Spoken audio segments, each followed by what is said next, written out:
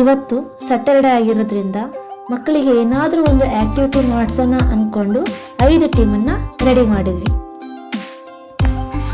Activity ಏನಂದರೆ ಕಲ್ಲು, ಮಣ್ಣು, ಕಟ್ಟಿಗೆ ತುಂಡು, ಪೇಪರು, ನೀರು, ಎಲೆಗಳು ಇವನ್ನೆಲ್ಲ ಯೂಸ್ ಮಾಡಿಕೊಂಡು ನೇಚರ್ನ ರೆಡಿ ಮಾಡಬೇಕು. ಇಷ್ಟು ಹೇಳಿದ ತಡ ಎಲ್ಲ ಮಕ್ಕಳು ತಮಗೆ ತಿಳಿರ್ತಕ್ಕಂಥ ಎಲ್ಲ ವಸ್ತುಗಳನ್ನು ತಗೊಂಡ್ಬಂದು ನೇಚರ್ನ ರೆಡಿ ಮಾಡಕ್ಕೆ ಸ್ಟಾರ್ಟ್ ಮಾಡಿದರು. ಮಕ್ಕಳ ಜೊತೆ ನಾವು ಮಕ್ಕಳಾಗಿ ನೇಚರ್ನ ರೆಡಿ ಮಾಡೋಕ್ಕೆ ಸ್ಟಾರ್ಟ್ ಮಾಡಿದ್ವಿ.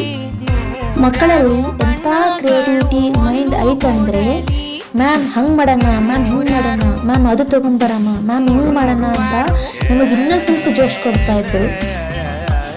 ಮಕ್ಕಳಲ್ಲಿ ಕ್ರಿಯೇಟಿವಿಟಿ ಮೈಂಡ್ ಯಾವ ಥರ ಇದೆ ಅಂದರೆ ನೆಕ್ಸ್ಟ್ ಲೆವೆಲ್. ಅವರು ನಮಗೆ ಹೇಳ್ಕೊಡ್ತಾ ಇದ್ರು, ಮ್ಯಾಮ್ ಹಂಗೆ ಮಾಡಿರಿ, ಮ್ಯಾಮ್ ಹಿಂಗೆ ಮಾಡಿರಿ ಅಂತ.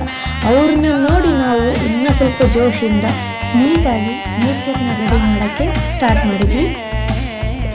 ಮಕ್ಕಳ ಕೈಯಿಂದ ಈ ನೇಚರ್ ಆ್ಯಕ್ಟಿವಿಟಿ ಮಾಡಿಸೋ ಉದ್ದೇಶ ಇಷ್ಟೇ.